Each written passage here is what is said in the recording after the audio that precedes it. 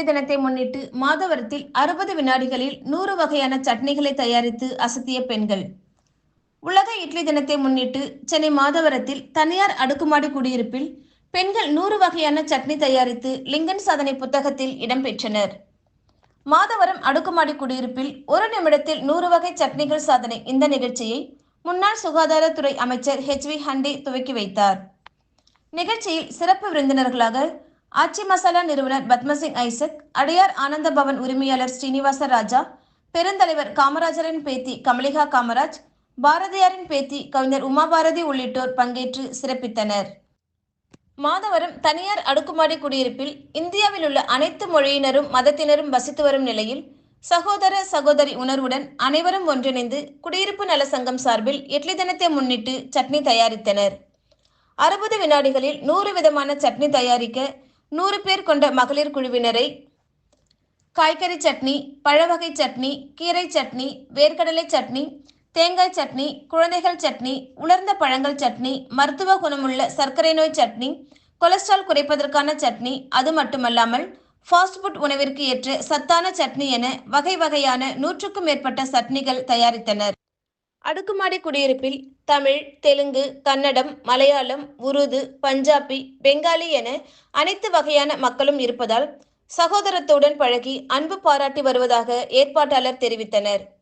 ஏற்கனவே இட்லி தயாரித்து உலகம் முழுவதும் சாதனை படைத்த நிலையில் தற்பொழுது விதவிதமான சட்னி செய்து சாதனை படைத்தது மாதவரம் தொகுதியை பெருமை சேர்த்ததாக தெரிவித்தனர்.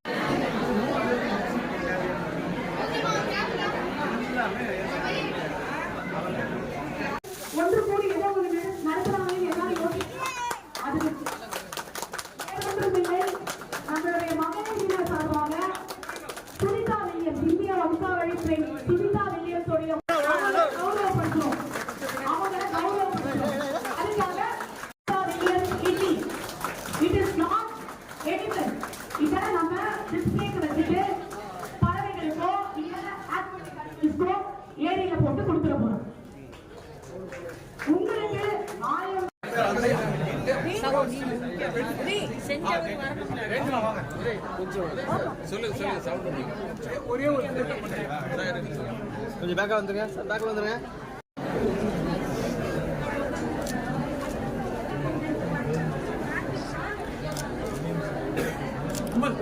செல்ல உள்ள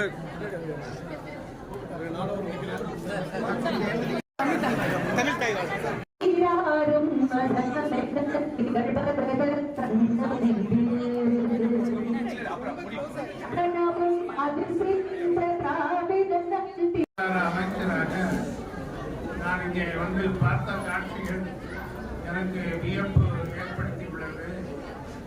பலருக்கு தொடர்ந்து நல்ல காரியங்களை உதவிகளை செய்து கொண்டு வருகின்ற என்னுடைய அருமை தம்பி இட்லி இந்தியன் அவர்களுக்கு நான் இந்த நேரத்தில் அவர் வந்து என்னுடைய மகனை விட இளைஞராக இருக்கிறார்கள்.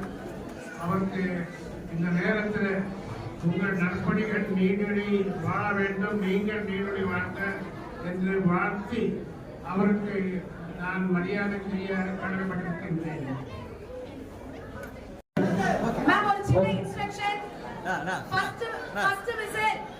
நீங்க பொருட்களை